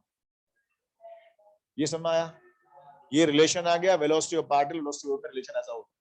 अब एक बात और समझे, यहां पर एक वर्ड हो रहा है del y by del x. ये कौन होता है? तो सुनना ध्यान से, del y by del x का मतलब होता है d y by d x बोल सकते हैं, और d y by d x का मतलब होता है वाई इस ग्राफ का स्लोप। पढ़ते हैं मैथमेटिक्स में आप लोग, वाई इस ग्राफ का जो स्लोप होता है उसको बोलते हैं del y by del x. तो एक्स अगर देखें तो ये वेव के दो एलिमेंट है ना, उसका ग्राफ, और उसका जो ग्राफ होता है वो कुछ ऐसा होता है। वाई और एक्स में जो ग्राफ होता है ये ग्राफ साइनोसोडल ऐसा होता है। 2 मिनट रुक जाओ सब लोग, लिखना मत बच्चों। वाई और एक्स में जो ग्राफ हम बना के देते हैं ये वेव का ग्राफ कहलाता है। और अगर वाई और टी में जो ग्राफ होता है वो एसएचएम का ग्राफ होता है। अगर वाई और टी में ग्राफ बनाता है ए साइन ओमेगा टी, बताओ क्या बनेगा? साइनोसोडल ग्राफ बनेगा। तो y equals to a sine omega t, basically वो कौन है? एसएचएम का ग्राफ होता है वाई। पर अगर वही ग्राफ वाई और एक्स में हो तो वो किसको दिखाता है? वेव को दिखाता है। अगर है तो किसको दिखाता है? वेव को। क्यों दिखाता है? देखो सुनो, एक्स का मतलब इसमें बहुत सारी पोजीशन दिखाई दे रही है। ये कौन सी पोजीशन है? एक्स बराबर 0, ये एक्स बराबर 1, एक्स बराबर 2, एक्स बराबर 3, एक्स बराबर इनफाइनाइट। इसका मतलब ये ऐसा ग्राफ है जिसमें बहुत सारी पोजीशन एक साथ दिखाई जा रही है। मतलब ये ऐसा ग्राफ है जिसमें बहुत सारे पार्टिकल एक साथ दिखाई जा रहे हैं। मतलब ये ऐसा ग्राफ है जिसमें बहुत सारे एसएचएम एक साथ शो हो रहे हैं। तो बताओ ये कौन हुआ? वेव। आज के बाद ध्यान रखेंगे, जब वाई और एक्स में ग्राफ आ जाए तो इसको क्या बोलते? ये वेव का स्टेप शॉट होता है। और वाई टी में ग्राफ एसएचएम का। बोलो मेरे भाई। तो सारी पोजीशन को एक साथ दिखा रहा है, इसके मतलब ये वेव का ग्राफ। अब आप बताओ इस ग्राफ का स्लोप कैसे देखते हैं आप लोग? बोले यार जिस पॉइंट पे ग्राफ का स्लोप देखते हैं वहां टेंजेंट ड्रॉ करते हैं, और टेंजेंट जो है जो पॉजिटिव एक्स एक्सिस एंगल बनाता है उस एंगल का tan थीटा लेते हैं, वो क्या कहलाता है? स्लोप। बोलो। और अगर थीटा लेस देन 90 है तो स्लोप पॉजिटिव, और ग्रेटर देन 90 हो तो नेगेटिव। जानते हैं इतना? तो मैं आपसे वही कह रहा हूँ, del y by del x का मतलब होता है d y by d x, और d y by d x का मतलब होता है वाई इस ग्राफ का स्लोप। और वाई इस ग्राफ कौन है? Basically wave. इसलिए इस वर्ड को बोलते हैं यहाँ पर वेव का स्लोप होता है। क्या बोलते हैं इसको? और इसीलिए इस रिलेशन को अगर मैं वर्ड्स में लिखूं तो मैं बोलता हूं velocity of particle is equal two plus minus wave velocity into wave का स्लोप कहलाता है। तो कभी कभी 4 ऑप्शन में ये इससे से वर्ड से भी आता है, तो आप कंफ्यूज नहीं होंगे। ये और ये दोनों एक की रिलेशन है, बस del y by del x को यहाँ पर वेव का स्लोप कहते हैं। लिखिए आप लोग।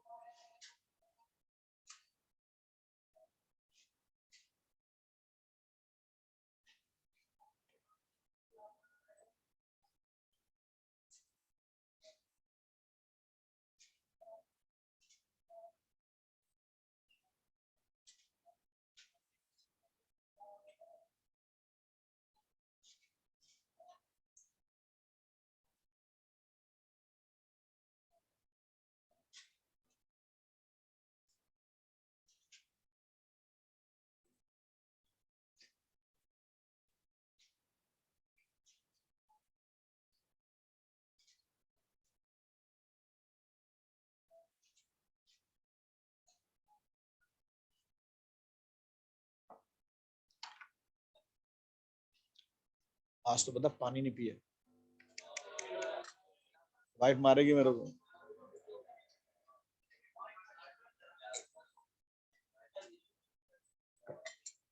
हाय हाय। हाँ, अब ये ध्यान रखेंगे, दो तरह के वेलोसिटी हैं, वेव वेलोसिटी और दोनों अलग टर्म है, तो दोनों में ये रिलेशन आता है। इस रिलेशन को ऐसे डेवलप करते हैं, या तो आप याद रखेंगे, नहीं तो आप इसके साथ डिफरेंस करके इसको फाइंड आउट करेंगे। तो ये तो एक रिलेशन है ना, तो रिलेशन भी क्वेश्चन में पूछ लेते हैं कभी कभी आप। या दूसरा हम देखते हैं इस पर क्वेश्चन कैसे बनते हैं। बोले क्वेश्चन ऐसा बनते हैं, एक क्वेश्चन दिया मैंने आपको, वाई और एक्स में वेव का ग्राफ बना के दिया है, तो जब भी वाई एक्स का ग्राफ आए तो ध्यान रखेंगे वेव का ग्राफ होता है ये, और उस पर एक पार्टल भी मार्क कर रखा है, और उसका स्लोप एंगल दे रखा है ऐसे। वेव जा रही है पॉजिटिव एक्स में इतनी स्पीड से, तो आपसे पूछा है वेलोसिटी ऑफ पार्टिकल पी क्या होगा। पहले क्वेश्चन पूरा लिख ले मेरे भाई। अभी तो बोर्ड पे लिख रहा है, मिटाते ही खत्म हो जाएगा सब काम, फिर कहां दिखेगा तो क्या लिखा था क्वेश्चन। क्वेश्चन पूरा लिख ले, अभी भी टाइम है। अभी भी पूरा नहीं लिख रहा है तो।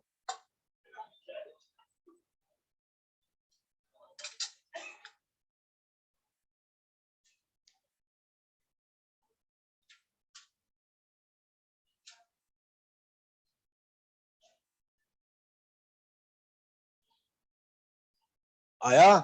बोलो बेटा, प्लस की माइनस कितना आया? √3। आप भी कर सकते हैं सब लोग, मैं वही समझा रहा हूं आपको बच्चों। वेलोसिटी ऑफ वेव और वेलोसिटी ऑफ पार्टिकल में रिलेशन आ गया हमारे पास, तो उस कॉन्सेप्ट को पता कर सकते हैं।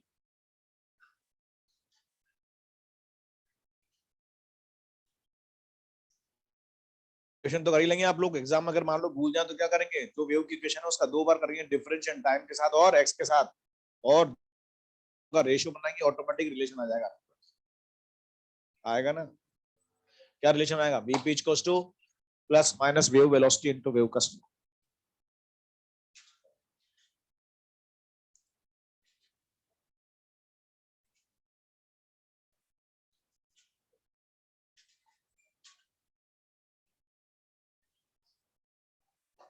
आया?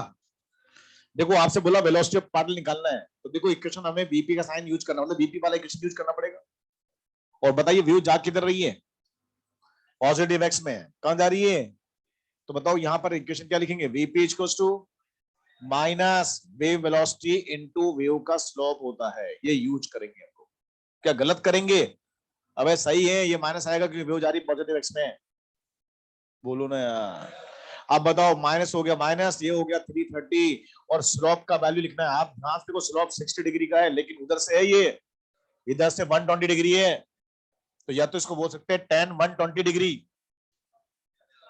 या फिर बोल सकते हैं -tan 60 डिग्री।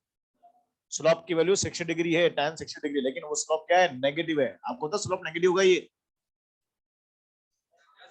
तो बताओ क्या लिखूं? -tan 60। अरे पूरी मैग्नेटिक्स पढ़ ली, अब तो स्लोप आना ही चाहिए आपको, दिखना है। बताओ tan 60 कितना होता है? √3। आगे क्या आ रहा? माइनस, तो -√3, और आगे ऑलरेडी माइनस, तो बताओ क्या होगा? प्लस 330 √3 मीटर पर सेकंड आया। बताओ ये वेलोसिटी ऑफ पार्टिकल पॉजिटिव आया कि नेगेटिव आया? इसका मतलब आप क्या समझते हैं? ये पार्टिकल प्लस आ रहा है, इसका मतलब ये भाई साहब ऊपर जा रहे हैं, ऊपर, प्लस जे के प्लस का वेलोसिटी आ रहा है। आप बताओ ये वेव ट्रांसफर से वेव जा किधर रही है? पॉजिटिव एक्स में, पर उसकी वजह से पार्टिकल किधर हिल रहा डुल रहा है? तो बताओ इसका वीपी पॉजिटिव आया कि नेगेटिव आया? ये कहां जा रहा है? इसमें ऊपर। अगर ये नेगेटिव आता तो नीचे जा रहा। बोलो। तो हमने यहाँ पर वेव की इक्वेशन से, वेव के कॉन्सेप्ट से हमने इस पार्टिकल का मोशन डायरेक्शन पता कर लिया कि ऐसे होता है। बोलो। एक क्वेश्चन और करते हैं छोटा सा। ये समझ में आ गया आपको? नहीं आया? अरे साइन कन्वेंशन देखना आ गया? बोल ही नहीं रहे कुछ भी आप तो। अब देखो एक क्वेश्चन मैं करता हूं, आप समझना क्वेश्चन में क्या हो रहा है, कौन से समझा रहा हूं, बात सुनना, क्वेश्चन में क्या पूछता है। वाई और एक्स में ग्राफ है, बताओ ये किसका ग्राफ हुआ? शाबाश, ये तो बात समझ आ गई। मान लेते हैं वेव का ग्राफ है और ये जा रही है पॉजिटिव एक्स, ठीक है? और जिस इंस्टेंट पर मैंने क्वेश्चन आपसे पूछा उस इंस्टेंट पर ये ग्राफ ऐसा है, लेकिन आपको पता है ग्राफ किससे मिलकर बना है? कणों से, पार्टिकल से मिलकर बना है ना। भाई इसके अंडर में मीडियम पे इनफाइनाइट पार्टिकल क्या कर रहे हैं? एसएम कर रहे हैं, एक पार्टिकल यहाँ, एक पार्टिकल, एक पार्टिकल यहाँ, एक पार्टिकल यहाँ, यहाँ, इन सबको मिलाते मैंने ग्राफ बनाया। बोलो। इस वेव के अंडर में, ये वेव का स्नैपशॉट है, इस वेव के अंडर में इस इंस्टेंट पर इनफाइनाइट पार्टिकल क्या कर रहे हैं? अप एंड डाउन ऐसे चल रहे हैं, है ना? तो मैं कह रहा हूं इसके साथ बहुत सारे पार्टिकल अप एंड डाउन ऐसे कर रहे हैं, इनफाइनाइट पार्टिकल कर रहे हैं ऐसे। मैं सबकी बात तो नहीं कर सकता, पर मैं जिनकी बात करना चाहता हूं तो मैं थोड़ा सा हाईलाइट कर देता हूं। ये नंबर 1 पार्टिकल है, ये नंबर 2 पार्टिकल है, ये नंबर 3 पार्टिकल है, ये नंबर 4 है, और ये 5 है, और ये 6 है। मेरा क्वेश्चन केवल इतना सा है कि जब मैंने तुमसे वेव का क्वेश्चन पूछा, ये क्वेश्चन पूछा, उस इंस्टेंट पर ये पार्टिकल नंबर 1 यहां है। बोलो। अब यह यहां दो तरह से हो सकता है, या तो ये ऊपर जा रहा होता है इस इंस्टेंट पर, या फिर ये, मेरा क्वेश्चन ये है कि इस इंस्टेंट पे ये पार्टिकल ऊपर जा रहा है कि नीचे जा रहा है, ये आपको बताना। तो ये बताने के लिए हम यहां इकट्ठे हुए हैं। मेरी बात समझ में आ गई आपको? जब मैंने तुमसे क्वेश्चन पूछा तो उस इंस्टेंट पर ये पार्टिकल 1 यहां है। अब साला ये यहां दो तरह से हो सकता है, या तो ये ऊपर जा रहा है, या तो इसको फाइंड आउट करना चाहते हैं कि ये किधर जा रहा है, मतलब इसके मोशन की डायरेक्शन को जानना चाहते हैं। ओके, तो मेरा क्वेश्चन समझ आ गया, मैं लिख देता हूं, find direction of motion of marked particles. जो मैंने पार्टिकल मार्क किए हैं उनके मोशन की डायरेक्शन पता करना था। तो उसको पता करने के लिए हम इस कॉन्सेप्ट को यूज करते हैं जो हमने अभी पढ़ा है। जो भी पार्टिकल हम जानना चाहते हैं हम उसके लिए वीपी का साइन फाइंड आउट कर देंगे। वीपी का साइन, किसका साइन, और वीपी का साइन अगर पॉजिटिव आया तो हम समझेंगे, और अगर नेगेटिव आया तो नीचे। ओके, बताओ वेव जा किधर रही है, तो वीपी की इक्वेशन क्या यूज करेंगे, माइनस वेव इनटू स्लोप होता है, हम ये यूज करेंगे। सही है ना भाई, ये बहुत सारे पार्टिकल है यार। एक काम करते हैं, हम लोग टेबल बना लेते हैं। ये है पार्टिकल वेलोसिटी और ये होगा पार्टिकल्स। सब लोग बताइए, नंबर 1 पार्टिकल की बात कर रहे हैं, तो सब लोग बताइए नंबर 1 पार्टिकल वेव में यहां है, तो यहां पर इसका स्लोप का डायरेक्शन निकालेंगे हम लोग। बताओ स्लोप कैसा होगा इसका, स्लोप का यहां पर है ना साइन कैसा होगा, पॉजिटिव। स्लोप यहां पर पॉजिटिव होगा क्योंकि यहां पर एंगल क्या है, theta less than 90। Slope positive और आगे भी नेगेटिव। ये तो स्पीड है ना, वेलोसिटी है तो स्केलर क्वांटिटी है, तो ये प्लस और ये प्लस माइनस। ओहो, मतलब इसका वीपी का साइन क्या आया, नेगेटिव है, और वीपी का साइन नेगेटिव है तो बल कहां जा रहा है, डाउनवर्ड। ये समझ में आया। नंबर 2 पार्टिकल बताओ, बताओ इसका स्लोप यहां कितना होता है, 0। स्लोप 0, 0 इंटू समथिंग, बताओ क्या होगा, 0। इसका मतलब इस इंस्टेंट में पार्टिकल 2 क्या है, रेस्ट कंडीशन में है, उसका वेलोसिटी कितना, 0 है। इस कॉन्सेप्ट से हम ये पता कर सकते हैं कि कौन सा पार्टिकल कैसा मोशन कर रहा है, उसका डायरेक्शन मोशन क्या है। बताइए नंबर 3 पार्टिकल,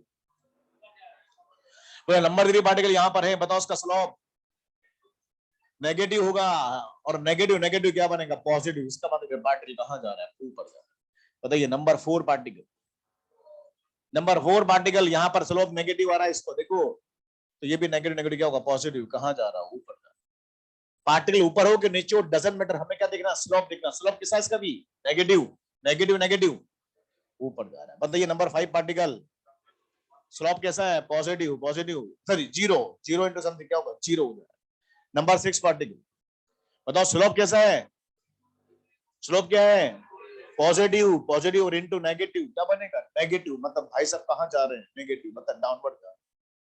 हम पता कर सकते हैं कि कौन सा पार्टिकल का मोशन डायरेक्शन कैसा होगा, इस कॉन्सेप्ट से पता कर सकते हैं। बताओ वेव जा किधर रही है, तो अगर ये नेगेटिव में जाती, तो अगर ये वेव नेगेटिव एक्स में जाती तो यहां प्लस होता, और जब ये प्लस होता तो सब उल्टा हो जाता। नहीं कर सकते, बताइए। तो ये तो हमने कहा मैथमेटिक्स से कॉन्सेप्ट से हमने इस क्वेश्चन को सोल्व किया, ऐसा होगा। पर हम चाहें तो इस क्वेश्चन को ट्रिक से भी कर सकते हैं, और ट्रिक भी आना चाहिए हम लोगों को। हमारा पेपर ऑब्जेक्टिव है, हम ट्रिक से करेंगे इस क्वेश्चन को। ये तो कॉन्सेप्ट है कि मैंने वीपी का साइन निकाल लिया यहाँ पर और सोल्व कर लिया इसको, लेकिन हम चाहें तो ट्रिक से भी कर सकते हैं। ट्रिक क्या, देखो ये भी समझेंगे हम, इसको बोलते हैं ट्रिक। जब मैंने आपसे क्वेश्चन पूछा तब वेव का ग्राफ ऐसा था, साइनोसोडियल। बताओ वेव जा किधर रही थी, पर एक बात सुनना ध्यान से, ये wave travelling wave, progressive wave, medium में ट्रेवल करती। जब मैंने आपसे क्वेश्चन पूछा तब ग्राफ यहां पर था और ये ऐसा था, लेकिन बताओ कुछ मोमेंट के बाद ये वेव आगे बढ़ जाएगी थोड़ी सी, तो हम इसको थोड़ा सा धक्का मार देते हैं आगे की तरफ, और एक नया वेव यहां पर और बना देते हैं। तो जब नया वेव बनाएंगे तो पता लग जाएगा ना कौन सा पार्टिकल किधर गया हो। जब नया वेव बनेगा तो उसकी वजह से हम पता कर सकते हैं कौन सा पार्टिकल कैसे मोशन करता है। मतलब मेरा ये कहना है ये ट्रैवलिंग वेव है, प्रोग्रेसिव वेव है, प्रोग्रेस करती है। तो जिस तरफ ये वेव प्रोग्रेस कर रही है उस सिचुएशन हल्का सा इसको पुश कर देते हैं, प्रोग्रेस करा देते हैं, और एक नया वेव उसके ऊपर बना देते हैं। हम बस एक बात और ध्यान रखेंगे, जब भी वो मीडियम में ट्रेवल करती है, कौन सी वेव है, साइनोसोडल वेव है। जब भी ये मीडियम में ट्रेवल करती है उसका शेप कभी चेंज नहीं होता। शेप कैसा है इसका, साइनोसोडल, तो इसका शेप मूविंग डायरेक्शन में हमेशा वैसा का वैसे ही रहता है। तो हम क्या करते हैं, जिस तरफ वेव ट्रेवल करती है उसको हल्का सा उसी दिशा में हल्का सा धक्का मार देते हैं और एक नया वेव उसके ऊपर बना देते हैं। कैसे बनाते हैं तो वो सुनना ध्यान से। ये कौन सा कलर का वेव है, ब्लैक। अब मैं पेन चेंज कर रहा हूं, कलर दिखा रहा हूं, कैसे चेंज होता है देखो इसका, कैसे दूसरा वेव बनेगा। तो शिफ्टिंग कैसे करते हैं, बताओ वेव जा किधर रही है, तो जिस तरह वेव ट्रेवल करती है उस तरफ शिफ्ट करना है इसको, यस और नो। तो शिफ्ट करने का तरीका क्या होगा, जो भी एक्स एक्स पर कटिंग पॉइंट है उनको हाईलाइट कर दो पहले। एक्स एक्सिस पे जो कटिंग पॉइंट है उनको हाईलाइट कर देते हैं, और जिस तरफ वेव जा रही है उस तरफ उसको हल्का सा हल्का सा हल्का सा शिफ्ट कर देते हैं। शिफ्ट कर दिया। अब उसके बाद देखो, ये दो इनिशियल पॉइंट, पहले वाले पॉइंट ये थे दो, और इन दोनों से मिलकर ये पल्स बनी थी, पर ये दोनों पॉइंट सरक कर आगे आ गए। तो जो नया पल्स बनेगा बिल्कुल ऐसे कैसे बनेगा और आगे बढ़ता जाएगा।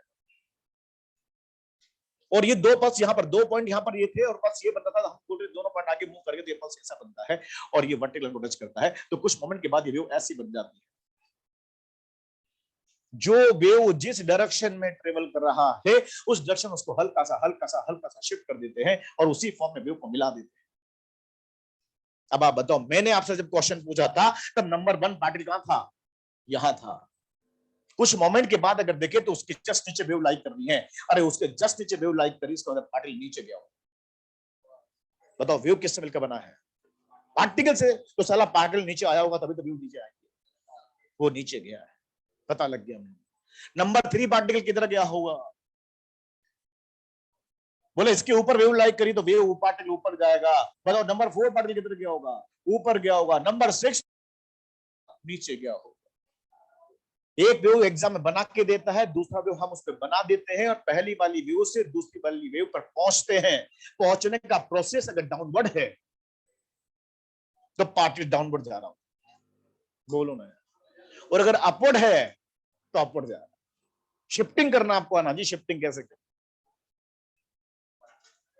सेकेंड और फिफ्थ की बात करें तो वो पता नहीं कर सकते। देखो एक्सट्रीम पर पार्टिकल बेटा उसको पता करने की जरूरत भी नहीं है। एक्सट्रीम पर जब मैंने आपसे क्वेश्चन पूछा तो पार्टिकल एक्सट्रीम पर था, उसका वेलोसिटी कितना था, तो वो तो हमें पता होता ही है यार। हम लेफ्ट में और राइट में जो पार्टिकल कैसे क्वेश्चन करें वो पता कर सकते हैं बायोलॉजी दिस इक्वेशन। बस शिफ्टिंग करना आपको आना चाहिए। एक बार फिर बताऊं, वेव किधर जा रही है, जिस तरफ जा रही है उस तरफ शिफ्ट करेंगे। मान लीजिए वेव ऐसे जाके नेगेटिव में, सुनो, वेव नेगेटिव में जाती है तो उसको किधर शिफ्ट करते हैं? नेगेटिव में। अब कैसे करेंगे बताओ? बोले जो भी एक्स एक्स पे कटिंग पॉइंट है उनको हाईलाइट कर देते हैं। पहले उनको हाईलाइट करेंगे, ओके, और जिस तरफ वेव जाएगी उस तरफ शिफ्ट करेंगे। करें, ये वाला पॉइंट इधर आ गया, ये वाला पॉइंट इधर आ गया और ये भी इधर आ गया। फॉर्म में इसको मिला दो। बताओ दोनों पॉइंट पहले ये थे, अब ये आगे तो ये पॉइंट यहां से बने और ये दोनों ऐसे आगे, ये ऐसे बने। बताओ वेव किधर गई? अब आप बताओ पहले वाली वेव कौन थी? ब्लैक कलर की। तो ब्लैक से दूसरी वाली वेव पर हमें परपेंडिकुलर ड्रॉ करना। बताओ ये पार्टिकल नंबर 1 था, बताओ इसके ऊपर वेव है कि नीचे वेव है? तो पार्टिकल ऊपर गया होगा। अरे ऊपर गया होगा क्यों? क्योंकि वेव किससे मिलकर बना है? पार्टिकल से। बताइए नंबर 3 पार्टिकल किधर गया होगा? नंबर 4 पार्टिकल किधर गया होगा? बताओ नंबर 6 पार्टिकल किधर गया होगा? ऊपर। हम शिफ्टिंग के पता कर सकते हैं कौन सा पार्टिकल किधर जा रहा है। और एक्सट्रीम पर जो पार्टिकल बेटा उसको तो पहले से बताया कि उसका वेलोसिटी कितना होगा, 0। कर लेंगे। शिफ्टिंग आप करके जाना, आपको आनी चाहिए शिफ्टिंग, आपको खुद को करनी है एग्जाम में। हम एक ग्राफ बना के देंगे, उसके ऊपर दूसरा ग्राफ आपको खुद को बनाना है। बाकी की बात नेक्स्ट टर्न पे करें। मॉडल लिखाना नेक्स्ट टर्न पर जरूर पड़ेगी, क्वेश्चन हम लोग बहुत सारे।